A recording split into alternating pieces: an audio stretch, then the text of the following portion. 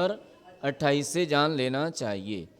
अब अगला सूत्र आ रहा है, स्वद्रव्य चतुष्टयापेक्षा परस्परम गुणाः स्वभावा भवन्ति।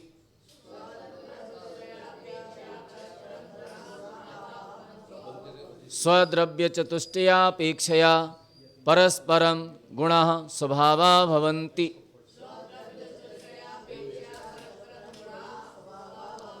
अब यह कह रहे हैं कि स्वद्रव्य चतुष्टय अर्थात स्वद्रव्य, स्वक्षेत्र, स्वकाल और स्वभाव की अपेक्षा से परस्पर में गुण स्वभाव हो जाते हैं।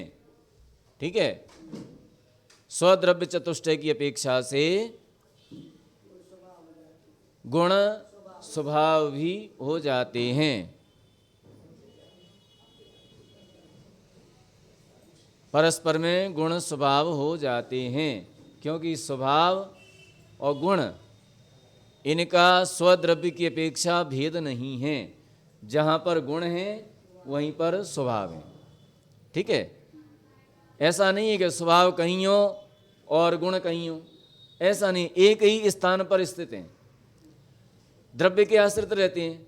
तो स्वभाव भी द्रव्य के आश्रित हैं और गुण भी द्रव्य के आश्रित हैं। तो दोनों का एक ही क्षेत्र, एक ही काल, एक ही भाव बन जाता है।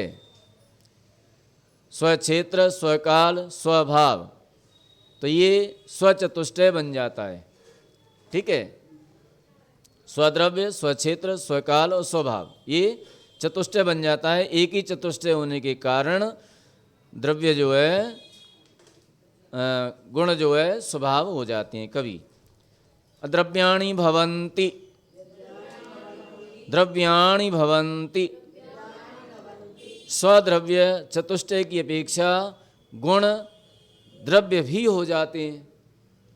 ठीक है, एक ही चतुष्टय होने के कारण, द्रव्य और गुणों का एक ही चतुष्टय होने के कारण कभी गुणों को भी द्रव्य कह दिया जाता है। ठीक है, जैसे जीव द्रव्य से ज्ञान भिन्न है कि नहीं?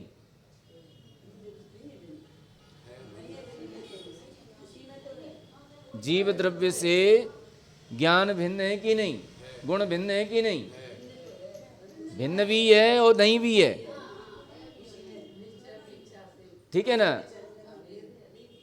अभेद भी है और भेद भी है, दोनों बताए थे ना। स्व चतुष्टय की अपेक्षा से अभेद हैं स्वचतुष्टय, स्वद्रव्य, स्वक्षेत्र, स्वकाल और स्वभाव, इनकी अपेक्षा से क्या है? अभेद हैं। कभी कभी ज्ञान को ही आत्मा कह दिया जाता है ना? कह दिया जाता कि नहीं? आत्मा क्या है? जो ज्ञान है वही आत्मा है, जो जान रहा है वही जीव है, जो जान रहा है वही जीव है। तो जीव तो क्या है? द्रव्य है, और जान रहा है वो क्या है? गुण है। तो जान रहा है, जानने वाले कोई क्या कह दिया हमने? द्रव्य कह दिया। तो यहाँ वही कह रहे हैं कि कभी द्रव्य का चतुष्टय और गुण का चतुष्टय एक है, अतः गुण द्रव्य भी हो जाते हैं। कभी द्रव्य को भी गुण कह दिया जाता है, कभी गुण को भी द्रव्य कह दिया जाता है। ठीक है, कभी गुण द्रव्य भी हो जाते हैं। जैसे चेतन द्रव्य, अचेतन द्रव्य, मूर्त द्रव्य, अमूर्त द्रव्य इत्यादि। यहां क्या कहा? चेतन द्रव्य, अचेतन द्रव्य। तो चेतन क्या है? द्रव्य है कि गुण है? गुण। और कहा क्या जा रहा है? द्रव्य। चेतन द्रव्य, अचेतन द्रव्य। अचेतन गुण है कि द्रव्य है? गुण। लेकिन कहा क्या जा रहा है? द्रव्य कहा जा रहा है। क्यों कहा जा रहा है? क्योंकि अभेद विवक्षा होने के कारण स्वचतुष्टय की अपेक्षा से गुण और द्रव्य कैसे हैं? अभेद हैं, भेद नहीं हैं। इसलिए जो है गुण को ही द्रव्य कह दिया जाता है। और भेद विवक्षा कैसे बनेगी? पहले बताया है। संज्ञा, संख्या, लक्षण, प्रयोजन, इनकी अपेक्षा से भेद विवक्षा है। गुण और द्रव्य दोनों भिन्न भिन्न है, और स्वचतुष्टय की अपेक्षा से दोनों अभिन्न है, एक ही है। ठीक है, ऐसा। अब कहते हैं स्वभावादन्यथा भवनं विभावः, स्वभावादन्यथा भवनं विभावः। स्वभाव से अन्यथा होने को, विपरीत होने को विभाव कहते हैं। जो स्वभाव से विपरीत होता है उसे क्या कहते हैं? विभाव कहते हैं। वहाँ क्या कहता? स्वद्रव्य चतुष्टापेक्षा परस्पर गुण स्वभावा भवन्ति। स्वद्रव्य की अपेक्षा से गुण स्वभाव भी हो जाते हैं। और यहाँ क्या कह रहे हैं कि स्वभावात अन्यथा भवनम विभावा। जब स्वभाव का अन्यथा होता है, स्वभाव से जो अन्यथा होता है वो विभाव कहलाता है। स्वभाव के अन्यथा होने को, विपरीत होने को विभाव कहते हैं। जीव का स्वभाव क्या है? क्षमा है, और क्षमा से विपरीत हो जाए तो क्या है? विभाव है। जीव का स्वभाव क्या है? क्षमा, और विपरीत हो जाए तो, क्रोध आ जाए तो विभाव हो जाता है। तो स्वभाव, विभाव, विभाव स्वभाव, स्वभाव स्वभाव और विभाव स्वभाव। ठीक है। अब कहते हैं शुद्धम केवल भावम अशुद्धम तस्यापि विपरीतम।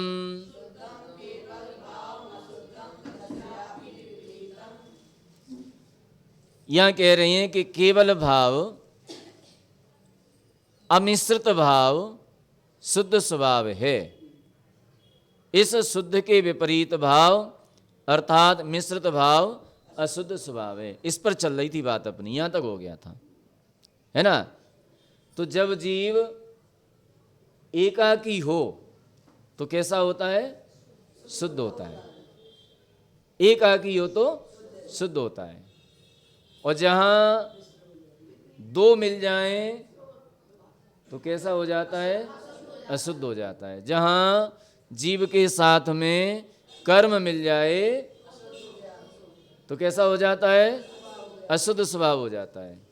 और जहाँ जीव एक होता है वहाँ पर शुद्ध होता है। जरा कभी बैठ करके, एकांत में बैठ करके चिंतन करना, मेरे अंदर ज्ञान वर्णादि कर्म नहीं है, मेरे अंदर राग द्वेषादि नहीं है, मेरे अंदर कसाय नहीं है, क्रोधादि कसाय नहीं है। अब क्या दिखाई देगा फिर? अब कैसे हैं हम? इनसे हट करके अब क्या है? हम शुद्ध हो गए। ठीक है। परिणति में भले ही नहीं हुए हैं, लेकिन श्रद्धान में तो कम से कम होना ही चाहिए कि मेरा स्वभाव ये नहीं है। मेरा स्वभाव तो क्या है? जानना, देखना, शुद्ध स्वभाव है। तो शुद्धम केवल भावम अशुद्धम तस्यापि विपरीतम। केवल भाव, अमिश्रित भाव शुद्ध स्वभाव है, और इसके विपरीत जो स्वभाव है वो अशुद्ध स्वभाव है। ठीक है। लो चलो पढ़ाओ इन लोगों को, पढ़ाओ बोर्ड पे। जो द्रव्य अबद्ध है अर्थात दूसरे द्रव्यों से बंधा हुआ नहीं है, अबंध है। जो द्रव्य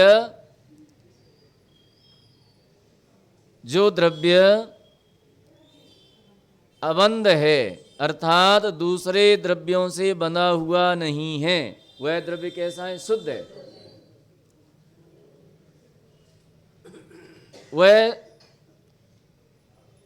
वह द्रव्य शुद्ध है, और उसके जो भाव हैं वे भी शुद्ध हैं।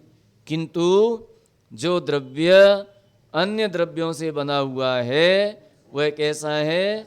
अशुद्ध है। उस अशुद्ध द्रव्य के जो भाव हैं वे भी अशुद्ध हैं, क्योंकि उपादान कारण सदृशम कार्यम भवति, क्योंकि उपादान कारण के अनुसार ही कार्य होता है। इसी बात को श्री कुंद कुंदाचार्य दृष्टांत द्वारा कहते हैं। सुवर्णमय द्रव्य से सुवर्णमय कुंडलादि भाव होते हैं और लोहमय द्रव्य से लोहमयी कड़े आदि भाव होते हैं। कभी लोहे के कुंडल पहने किसी ने देखे हैं? नहीं बनते। कड़े बनते हैं लोहे के, तो कड़े तो बनते हैं, कुंडल कभी नहीं बनते। और सोने के कुंडल भी बनते हैं। तो शुद्ध सोने से कुंडलादि भाव होते हैं और लोहे के कड़े आदि भाव होते हैं। मतलब जो अशुद्ध द्रव्य होता है उसका अशुद्ध भाव होता है, ऐसा। ठीक है। अब कहते हैं स्वभावस्याप्यन्यत्रोपचारात् उपचरित स्वभाव।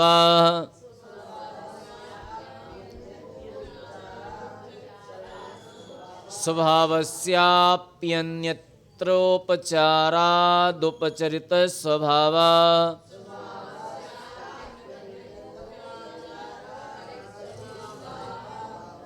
अब कह रहे हैं कि स्वभाव का भी अन्यत्र उपचार करना उपचरित स्वभाव है। स्वभाव का अन्यत्र उपचार करना ये क्या है? उपचरित स्वभाव है। एक इंद्रिय जीव, दो इंद्रिय जीव तथा पर्याप्त जीव, अपर्याप्त जीव इत्यादि कहना ये क्या है? उपचरित स्वभाव है।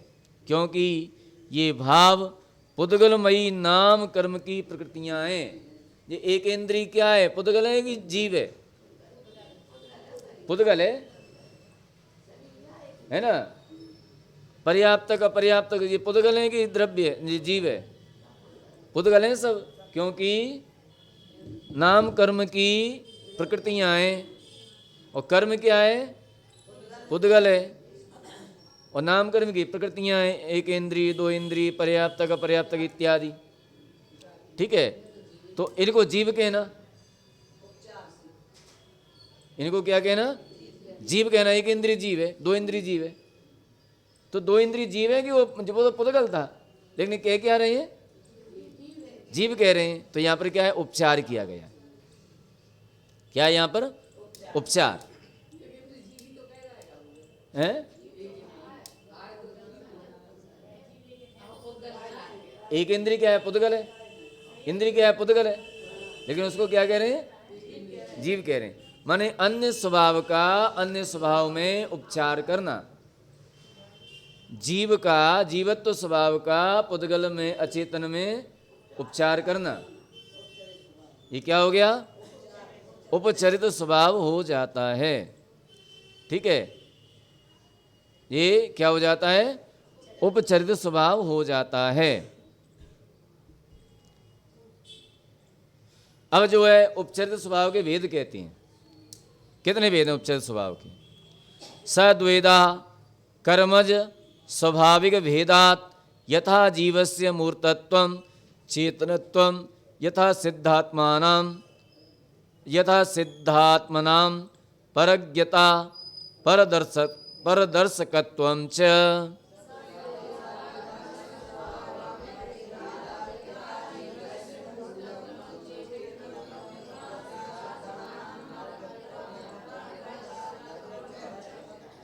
अब यहाँ पर जो है सद्वेदा, वह उपचरित स्वभाव कितने प्रकार का है?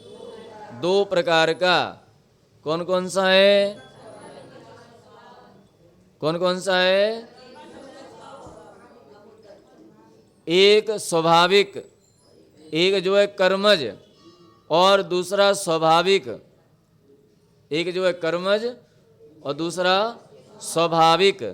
भेद से दो प्रकार का है। जैसे जीव के मूर्तत्व और अचेतनत्व, कर्मज उपचरित स्वभाव है। ठीक है। जैसे जीव को क्या कहना? जीव को मूर्तत्व कहना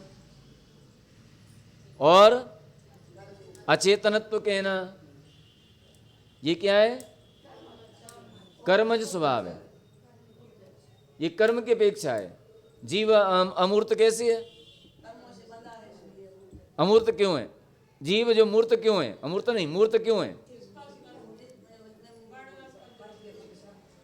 जीव क्यों है? ये तो पुद्गल के गुण है।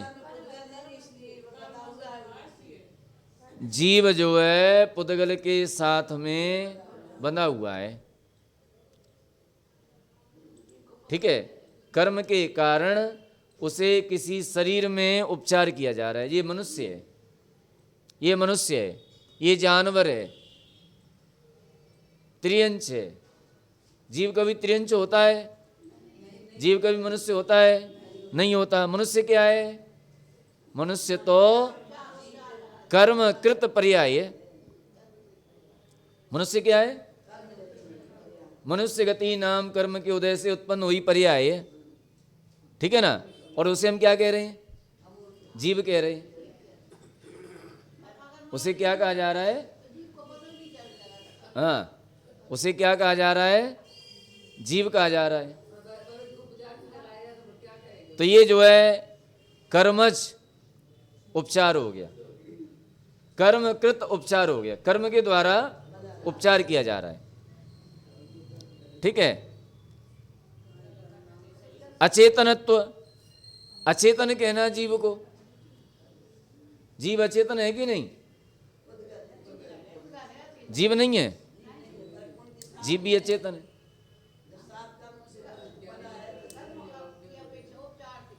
कर्म जो है क्या है? चेतन है कि अचेतन?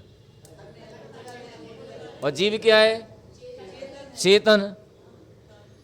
जब जीव चेतन का अचेतन का काम करने लगे तो जीव क्या हो गया? अचेतन हो गया। जब जीव कर्म के अनुसार चलने लगे तो कर्म क्या है? अचेतन। और जीव क्या हो रहा है? जीव के किसके अनुसार काम कर रहा है? तो जीव ही क्या हो गया? अचेतन हो गया। विवक्षा लगा लीजिए, कर्मकृत विवक्षा है यहाँ पर, इसलिए उपचार किया जा रहा है। वो नहीं गया है, उपचार किया जा रहा है। मुख्य का तो अभाव है, लेकिन प्रयोजन वसात उसको कहा जा रहा है कि जीव भी अचेतन हो गया, क्योंकि वो अचेतन का काम करने लगा, ठीक है। तो अब यहाँ कह रहे हैं, और सिद्ध आत्माओं के पर का जाननपना तथा पर का दर्शकत्व स्वाभाविक उपचरित स्वभाव है, ठीक है। सिद्ध भगवान पर द्रव्यों को जानते हैं, ये भी उपचार है, उपचार से जानते हैं। पर द्रव्यों को जानते हैं, वो कैसे जानते हैं? उपचार से जानते हैं। सकल ज्ञेय ज्ञायक तदपि निजानंद रसलीन। यहाँ कौन सा नया प्रयोग करेंगे? उपचरित। उपचरित नय का, उपचरित नय का प्रयोग किया जाता है, उपचार से, ठीक है। तो यहाँ कह रहे हैं कि जीव का लक्षण यद्यपि अमूर्तत्व और चेतनत्व है, तथापि कर्म बंध से एकत्व हो जाने के कारण जो मूर्त भाव को प्राप्त हो जाता है, सूत्र नंबर 103 के विशेषार्थ में तथा सूत्र 29 के विशेषार्थ में इसका विशद व्याख्यान है। ज्ञानावरण दर्शनावरण कर्मोदय से जीव में अज्ञान अचेतन औदैक भावें, अतः जीव में मूर्त और अचेतनत्व कर्मज औपचारिक औपचारिक भाव है, ठीक है। और सिद्ध भगवान नियम से आत्मज्ञ हैं। सिद्ध भगवान कैसे हैं? आत्मज्ञ हैं। उनमें सर्वज्ञता उपचार से है, अर्थात औपचारिक भाव है। आचार्य कुंद कुंद स्वामी भी कह रहे हैं नियम सार में कि केवल ही भगवान सर्व द्रव्य पदार्थों सर्व पदार्थों को जानते देखते हैं। यह कथन व्यवहार नय उपचरित नय से है, परंतु केवल ज्ञानी नियम से अपनी आत्मा को ही जानते हैं और देखते हैं। जो केवल ज्ञानी बाह्य पदार्थों को जानते हैं, देखते हैं, ये उपचार से है। वास्तव में तो वो किसको जानते हैं? अपनी आत्मा को ही जानते हैं। उनका उपयोग कहाँ लगा हुआ है? अपनी आत्मा में लगा हुआ है। लेकिन बाह्य पदार्थ झलक रहे हैं उनके ज्ञान में। बाह्य पदार्थ, उनकी इच्छा नहीं है कि हम जाने किसी को, इच्छा रहित झलक रहे हैं। तो अब कहते हैं, हम क्या कहते हैं कि जान रहे हैं, वे जान रहे हैं। और जानना क्या हो गया? इच्छा हो गई। तो ये हम कैसे कह देते हैं? उपचार से कह देते हैं। ये कैसे कह देते हैं? उपचार से। वास्तव में वो निश्चय न से तो अपनी आत्मा को ही जान रहे हैं, और व्यवहार से अन्य पदार्थों को भी जान रहे हैं। और व्यवहार कभी झूठा नहीं होता, ध्यान रखना। व्यवहार कभी असत्य नहीं होता। अपने अपने नए अपने अपने आप में सत्य हैं, कोई भी असत्य नहीं है। ठीक है? लेकिन वो जान रहे हैं और वो जन रहे हैं। उनमें ऐसी जनने की शक्ति है, प्रमेयत्व गुण के कारण उनमें जनने की शक्ति है, और ज्ञान में जानने की शक्ति है। तो जन रहे हैं, ज्ञान में आ रहे हैं, झलक रहे हैं, और हम क्या कह रहे हैं? जान रहे हैं। तो ये कथन कैसे हो जाता है? उपचार से। उपचार से हो जाता है। ठीक है? अब कहते हैं, एवमितरेषां द्रव्याणाम उपचारो यथा संभवो गेयाः।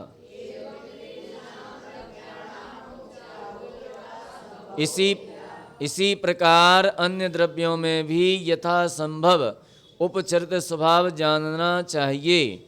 धर्म द्रव्य, अधर्म द्रव्य, आकाश द्रव्य और काल द्रव्य, इन चार में भी उपचरित स्वभाव नहीं है। मात्र जीव और पुद्गल, इन दो द्रव्यों में ही उपचरित स्वभाव पाया जाता है। बाकी धर्म द्रव्य, अधर्म द्रव्य आदि में नहीं है। ठीक है? ऐसा जानना चाहिए। इस प्रकार विशेष स्वभावों का निरूपण हुआ। ये जो 10 स्वभाव थे विशेष स्वभाव, इनका निरूपण हुआ, क्योंकि ये द्रव्य विशेष में ही पाए जाते हैं, जीव और पुद्गल में ही पाए जाते हैं, अन्य द्रव्यों में नहीं पाए जाते। जो द्रव्य अशुद्ध हो रहे हैं उनमें जे गुण, इनमें जे स्वभाव पाए जाते हैं, जीव और पुद्गल में। यद्यपि अशुद्ध कहें न कहें, ये विशेष गुण हैं, तो जीव और पुद्गल में पाए जाते हैं, इसलिए विशेष हैं। अब कहते हैं एकांत पक्ष में दोष। तो इस तरह से ये 10 विशेष स्वभावों का यहाँ पर व्याख्यान हुआ। अब कह रहे हैं कि एकांत पक्ष में दोष, अगर हम एकांत पक्ष से माने तो क्या क्या दोष आएंगे? अगर हम जीव को अस्ति ही माने, नास्ति नहीं माने, तो क्या दोष आएगा? अगर हम जीव में एक स्वभाव माने, अनेक स्वभाव न माने, तो क्या क्या दोष आएंगे? अगर हम भव्य स्वभाव माने, अभव्य न माने, तो क्या होगा? तो ये सारी बातें अब एकांत पक्ष से अब उनका निराकरण करेंगे कि एकांत पक्ष में क्या क्या दोष आते हैं, और उन दोषों को अनेकांत किस प्रकार से निराकरण करता है। तो ये आगे अपन बताएंगे। तो कह रहे हैं कि दुर्नैकांत मारूढ़ा भावानां स्वार्थिका हिते स्वार्थिकास्य विपर्यस्ता सकलंका नयायतः।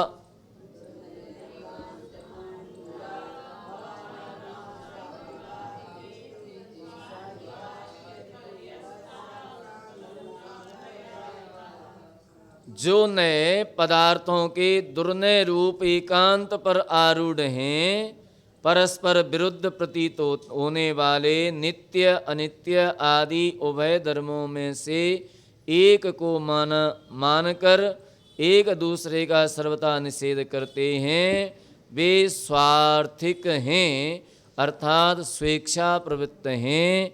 स्वार्थिक होने से वे नए विपरीत हैं, क्योंकि वे दूषित नए अर्थात नयाभास हैं। ठीक है? यहाँ क्या कह रहे हैं? जो नए दुर्नय कहलाते हैं, दुर्नय हैं वे, दुर्नयिकांत मारूढ़ा, जो एकांत पर आरूढ़ हो जाते हैं वे कैसे हैं? दुर्नय, जो नए एकांत पर आरूढ़ हो जाते हैं। दूसरे शब्दों में कहें, जो हटवादता को अपने जीवन में धारण कर लेते हैं, वे सभी क्या है? मिथ्या दृष्टि है। वे दुर्नय ही हैं, वे दुर्नय हैं, वे नए हो ही नहीं सकते। और सुनय नहीं होंगे तब तक सम्यक ज्ञान नहीं हो सकता। दुर्नय कभी सम्यक ज्ञान नहीं बना सकते। ठीक है। और दुर्नय कौन से हैं? जो हटवादता में व्याप्त हैं। नहीं नहीं ऐसा ही है, हम तो ऐसा ही मानते हैं, इसके अलावा नहीं मानते। ये क्या है? मिथ्या दृष्टि, एकांत पक्ष। ये क्या हो गया? एकांत, जो एकांती है। ठीक है। तो जो नए पदार्थों के दुर्नय रूप एकांत पर आरूढ़ हैं, परस्पर विरुद्ध प्रतीत होते हैं। परस्पर विरुद्ध प्रतीत होने वाले नित्य अनित्य आदि उभय धर्मों को नहीं मानते। ठीक है। परस्पर में दो विरुद्ध धर्मों को, एक द्रव्य में दो विरुद्ध धर्मों को स्वीकार नहीं करते हैं। एक द्रव्य में कितने धर्म होते हैं? अनेक धर्म होते हैं। एक मैंने परिभाषा बताई कि जहां एक द्रव्य में दो विपरीत धर्मों को एक साथ स्वीकार किया जाता है, उसे ही अनेकांत कहते हैं। दो विरुद्ध धर्मों को एक साथ स्वीकार किया जाए एक ही द्रव्य में। आप किसी की मां है कि नहीं? पत्नी है कि नहीं किसी? अब विपरीत हो गया कि नहीं हो गया? मां और पत्नी विपरीत है, और द्रव्य कितने हैं? आप तो एक ही है ना। तो एक ही द्रव्य में मां, पत्नी और किसी की बहन भी है ना, किसी की चाची भी है, किसी की बेटी भी है। तो दो विरुद्ध धर्म, मां बेटी, मां बेटी, दोनों विरुद्ध धर्म हो गए ना, और द्रव्य एक ही है। तो जो एक ही पक्ष को स्वीकार करे, नहीं मां ही है बेटी नहीं है, तो क्या हो जाएगा जी? इसी को क्या कहते हैं? दुर्नय। यही झगड़े उत्पन्न कर देगा, और जहाँ पर झगड़े उत्पन्न हो जाएं वहाँ सम्यक ज्ञान हो ही नहीं सकता। वहाँ तो नियम से मिथ्या ज्ञान ही होता है, वहाँ नए हो ही नहीं सकते, वहाँ तो दुर्नय होते हैं भी। ठीक है। जो एकांत पर आरूढ़ हो जाएं, एकांत को ही स्वीकार करें। द्रव्य तो नित्य ही है, अनित्य नहीं है। कहा क्या जा रहा है? द्रव्य नित्य भी है और अनित्य भी है। ठीक है। नित्य कैसे है और अनित्य कैसे है? नित्य और अनित्य द्रव्य की अपेक्षा से नित्य है और पर्याय की अपेक्षा से अनित्य है। तो अपेक्षा लगा देंगे तो वही सम्यक ज्ञान हो जाता है। और जहाँ पर अपेक्षा हट जाती है, जहाँ एक ही बात को स्वीकार किया जाता है, वहाँ एकांतवाद हो जाता है, और एकांतवाद ही मिथ्या हो जाता है। वहीं से झगड़े चालू हो जाते हैं। ठीक है। जैन धर्म किसी का निषेध नहीं करता, जैन धर्म किसी का विरोध नहीं करता। जैन धर्म अपनी बात को सिद्ध करता है। जैन धर्म सारे झगड़ों को मिटा करके अपनी बात को सिद्ध करता है, सत्य बात को सिद्ध करता है, सत्य को प्रकाशित करता है। अब इसमें किसी का विरोध हो जाए तो हमारी क्या गलती है? अब तुम जानो। बाकी जैन धर्म किसी की निंदा आलोचना नहीं करता, किसी की बुराई नहीं करता, अपनी बात को सिद्ध करता है, अपनी बात को सत्य साबित करता है, सत्य को प्रकाशित करता है। उसमें किसी की निंदा हो जाए वो अलग बात है। तो सर्वथा निषेध करते हैं। वे स्वार्थिक, वे कैसे हैं? स्वार्थिक हैं, अर्थात स्वेच्छा प्रवृत्ति करने वाले हैं। वे कैसे हैं? स्वेच्छा प्रवृत्ति करने वाले हैं। हमारे मन में आ गया वैसा हमने स्वीकार कर लिया, हम किसी की नहीं मानेंगे, हम किसी की नहीं मानते, ऐसा ही है। ठीक है। ये कौन है? एकांतवादी, स्वेच्छाचारी, स्वेच्छा से प्रवृत्ति करने वाले। स्वार्थिक होने से वे नए विपरीत हैं, क्योंकि वे दूषित नए अर्थात नया भास हैं। वे क्या है? नया भास। नए नहीं है, वे क्या है? नया भास। जो निश्चय को मानता है, व्यवहार को नहीं मानता है, वो क्या है? वो क्या है? निश्चयाभासी। निश्चयाभासी। और जो व्यवहार को ही मानता है, निश्चय को नहीं मानता है, वो व्यवहाराभासी। दोनों क्या हो गए? दोनों क्या है? मिथ्या दृष्टि। दोनों क्या हो गए? मिथ्या दृष्टि। इसलिए जो एकांतवादी हैं, जो केवल निश्चय को ही मानते हैं, व्यवहार को गलत मानते हैं, वो भी मिथ्या दृष्टि। जो ये कहते हैं वो तो निश्चय निश्चय की बात करते हैं, हम व्यवहार की बात करते हैं, वो भी क्या हो गए?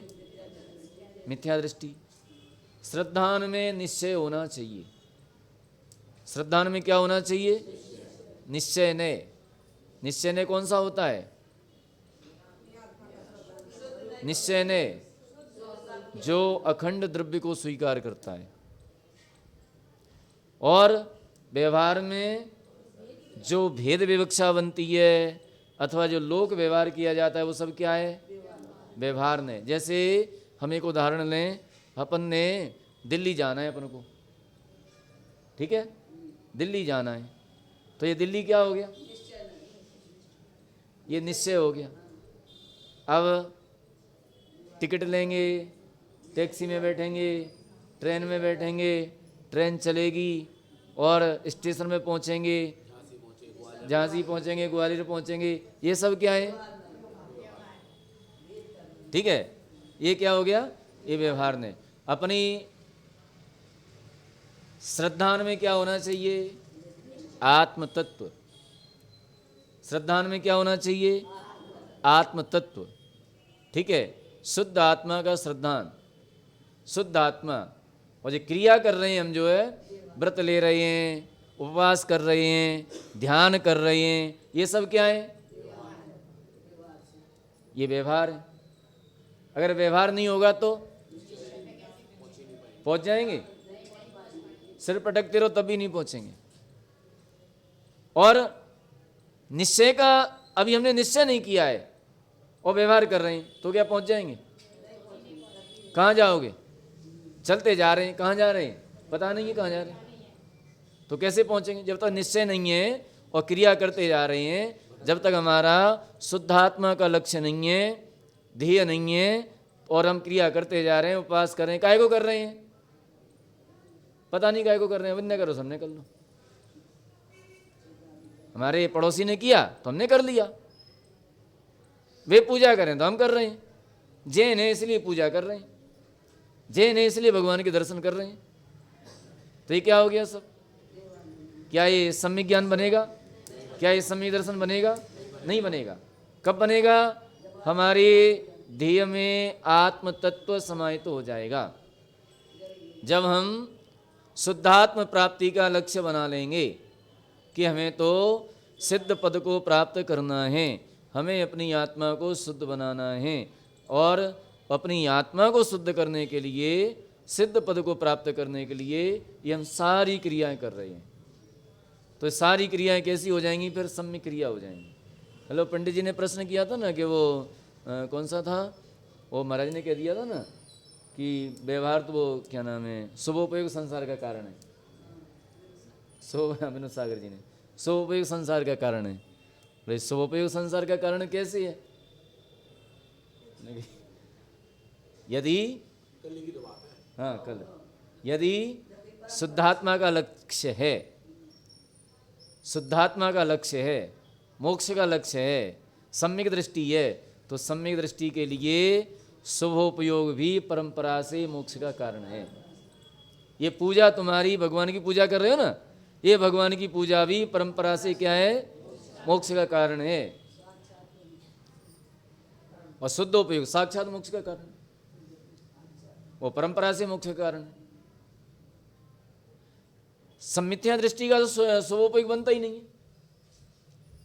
मिथ्या दृष्टि का शुभ उपयोग नहीं बनता है, शुभ भाव शुभ योग बनता है। उसके क्या बनेंगे? शुभ योग बनेंगे, और सम्यक दृष्टि का शुभ उपयोग बनता है। ठीक है, ये दोनों में भिन्नता है। तो ये जो नए हैं, तो दुर्नय, दुर्नय कौन कहलाते हैं? जो एक ही धर्म को स्वीकार करें, जो उभय धर्म को स्वीकार न करें, वे सब क्या हैं? दुर्नय। ऐसे नए झगड़ा कराने में तत्पर रहते हैं, ऐसे नए झगड़ा करा देते हैं। क्या बोला? शुभ योग और शुभ उपयोग में। योग, योग कौन से हैं? मन वचन काय। ठीक है ना, ये मन वचन काय क्या है? योग। पूजन कर रहे हैं, ठीक है, मन उसमें लगा, पूजन में लगा हुआ है, ये शरीर उसमें लगा हुआ है, वचन उसमें लगा हुआ है, ये क्या है? योग। और उपयोग क्या है? ज्ञान दर्शन। जहां हमारा ज्ञान दर्शन शुभ में लगा हुआ है। ऐसा हो सकता है कि ये शरीर शुभ क्रिया कर रहा हो, लेकिन उपयोग हमारा कहीं दूसरी जगह हो। ठीक है, हाँ, एक ही जगह लगता है। कभी मन से क्रिया कर रहे हो, कभी मन से भी कर रहे हो, लेकिन उपयोग ना हो।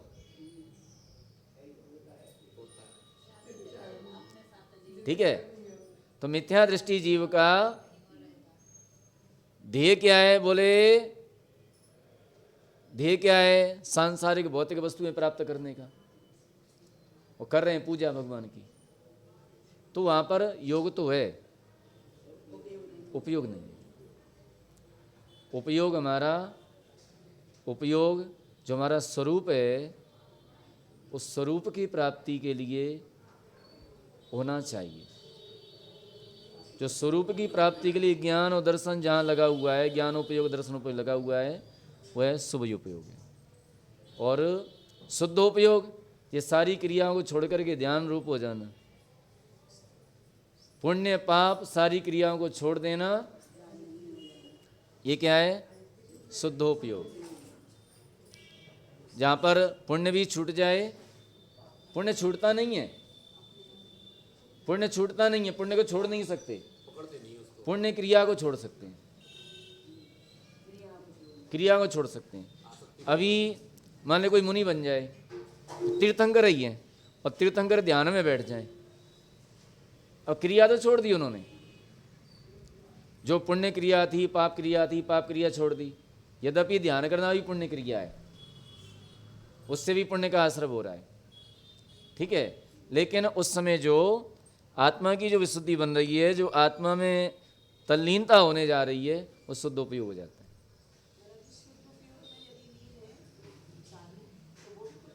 और क्या, कितना पुण्य आश्रय हो रहा है वहां पर, कितना पुण्य आश्रय होता है, हैं? कर्म की निर्जरा भी हो रही है, लेकिन पुण्य क्रिया, पुण्य प्रकृतियों का बंद हो रहा है वहां पर। कल ही बताया था कि सबसे ज्यादा जो यश कीर्ति नाम कर्म है, सबसे ज्यादा अनुभाग बंद 10वें गुणस्थान के अंत में होता है, सबसे ज्यादा अनुभाग बंद 10वें गुणस्थान के अंत में। हाँ, स्थिति कम पड़ती है, स्थिति घटती जा रही है, सारी कर्म प्रकृतियों की स्थिति घटती जा रही है, लेकिन अनुभाग पुण्य प्रकृतियों में जितना जितना आगे बढ़ता जाएगा उतना तीव्र पड़ेगा। 13वें गुणस्थान में साता वेदनी में अनुभाग कितना है? बहुत अनुभाग है साता वेदनी का, वो सारी असाता को सब साता में पलट देता है। 11वें गुणस्थान में कितना अनुभाग है? अनुभाग बंद, लेकिन स्थिति बंद कम हो जाती है, स्थिति बंद नहीं है वहां पर, तो अनुभाग बंद है। तो पुण्य की क्रिया, तो पुण्य यानी ध्यान में बैठे हुए हैं, वो भी पुण्य क्रिया है, लेकिन उस पुण्य क्रिया के अंतर्गत जो आत्म तल्लीनता होने जा रही है, जितने जितने अंशों में आत्मा में लीन होते जाते हैं, वो शुद्ध उपयोग।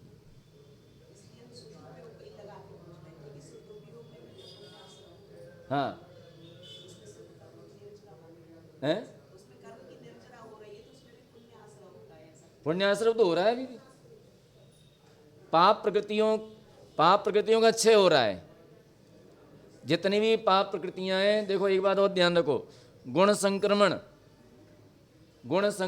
कभी भी पुण्य प्रकृतियों में नहीं होता है। पुण्य प्रकृतियों में होता है कहाँ?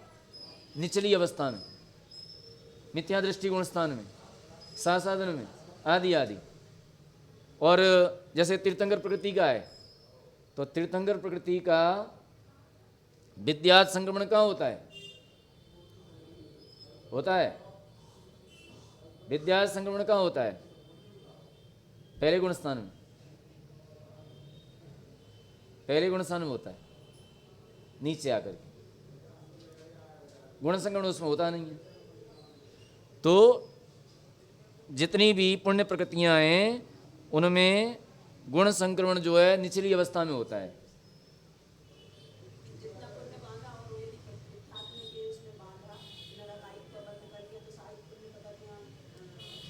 हाँ, और पाप प्रकृतियों का वहाँ, लेकिन वहाँ गुण संक्रमण नहीं होता है। आयु कर्म का बंध कर लिया है, वहाँ दूसरे संक्रमण होते रहते हैं। गुण संक्रमण जो पाप प्रकृतियां हैं उनमें अपूर्व कर्ण में पहुंच करके गुण संक्रमण होता है। अपूर्व कर्ण में पहुंच जाता है, वहां पर जाकर के गुण संक्रमण होता है उनका।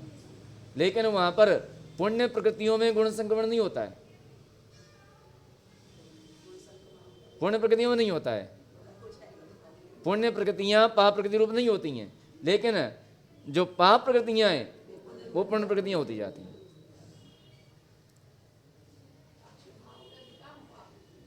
तो इस तरह से ये होता है ये। तो वहाँ पर जो जितनी जितनी आत्मा में तल्लीनता होती जा रही है, जितने जितने पर भावों से हटते जा रहे हैं,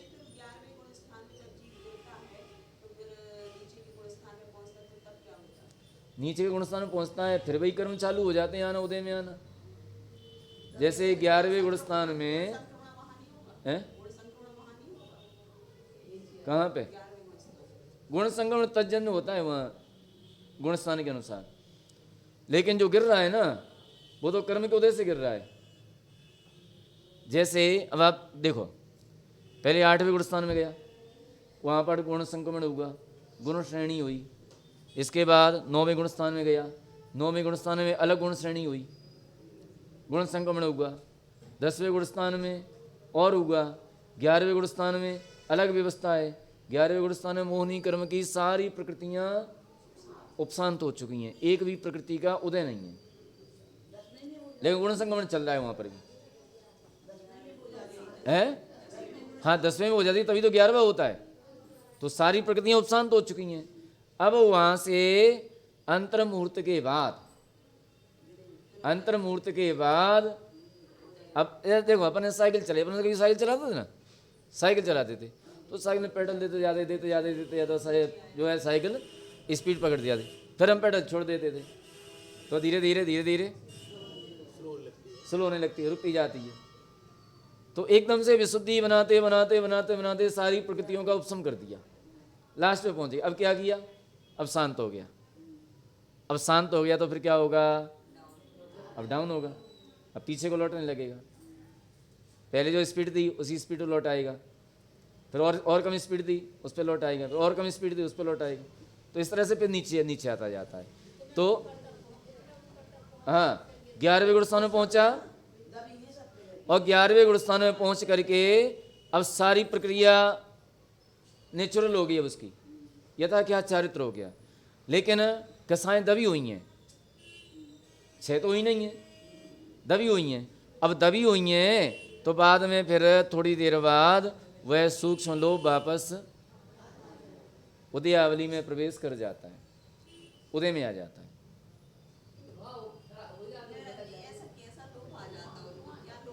ठीक है। अब कर्म देखो, इसमें एक सिस्टम रहता है, इसको बंद कर दो। इसमें एक सिस्टम रहता है, बताएं क्या? अभी घूमेंगे ना तो फिर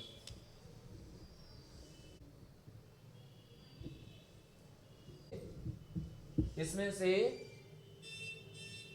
वो नहीं कर्म का द्रव्य हटा दिया है, इसमें न इसमें न इसमें, एक भी